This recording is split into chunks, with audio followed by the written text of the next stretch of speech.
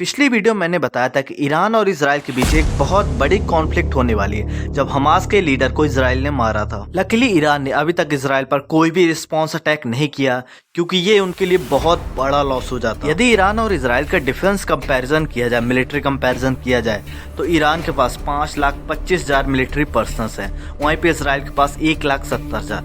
लेकिन यहाँ पे बात आती है वेपन्स की, मॉडर्न इक्विपमेंट्स। लेकिन इजराइल के पास बहुत ही टेक्नोलॉजिकली एडवांस मॉडर्न वेपन्स है, वहीं पे ईरान के पास काफी ओल्डर वेपन्स है। इजराइल डिफेंस इक्विपमेंट्स के मामले में एक बहुत बड़ा एक्सपोर्टर भी है।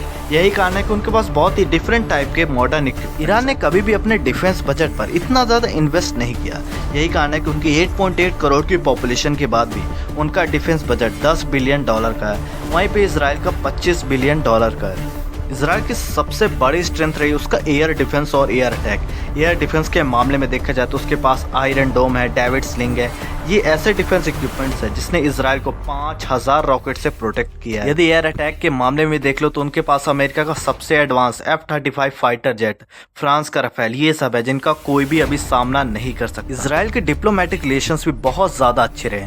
ऑब्वियसली इजराइल की कई सारी कंट्रीज फ्रेंड नहीं है, लेकिन सबसे इंपॉर्टेंट कंट्रीज उनकी फ्रेंड। यूएसए और इजराइल के बहुत ही अच्छे डिप्लोमेटिक रिलेशंस रहे कई सालों से, और ये बात भी गलत नहीं होगी कि यूएसए का इस समय सबसे क्लोजेस्ट एलाई इजराइल है, जबकि वो नेटो कंट्रीज का पार्ट भी नहीं है। इस वॉर में इजराइल को डायरेक्टली यूएसए और यूरोपियन कंट्रीज सपोर्ट कर रही है, जबकि ईरान के फेवर में कोई भी कंट्रीज डायरेक्टली सपोर्ट नहीं कर रही। हालांकि रिसेंटली ही ईरान को रशिया ने कई सारे डिफेंस इक्विपमेंट्स प्रोवाइड किए हैं, S-4 डिफेंस सिस्टम, इसके साथ साथ ही कई सारे फाइटर जेट्स भी प्रोवाइड किए हैं। और वहीं पे चाइना ईरान के साथ रेगुलरली कच्चा तेल परचेस कर रहा है यूएसए के सैंक्शंस के बाद भी। इस वॉर में यूएस इलेक्शंस का भी बहुत बड़ा रोल होने वाला है। नवंबर या दिसंबर तक में यूएसए का नया प्रेसिडेंट अनाउंस हो जाएगा, likely to be Donald Trump या कमला हैरिस ही नए प्रेसिडेंट होंगे। डोनाल्ड ट्रंप हमेशा से ही प्रो इजराइल और एंटी ईरान इंस्टेंस रहा है।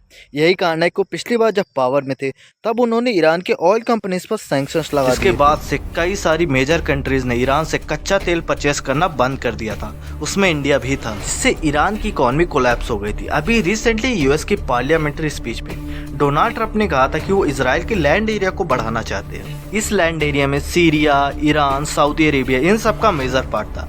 इसके साथ साथ ही डोनाल्ड ट्रंप ने यह भी कहा कि वो सारी अरब कंट्रीज से इजराइल के रिलेशंस को नॉर्मलाइज करेंगे। इसके अलावा उन्होंने ये भी कहा कि जिन यूनिवर्सिटीज में सेव गाजा, सेव हमास, इन सब चीज़ों के नारे लगाए जाते हैं, उन यूनिवर्सिटीज में सेंट्रल यूनिवर्सिटीज से कोई भी फंडिंग प्रोवाइड नहीं की जाएगी, और वो ऐसे लोगों को अमेरिका का सिटीजन भी नहीं मानते।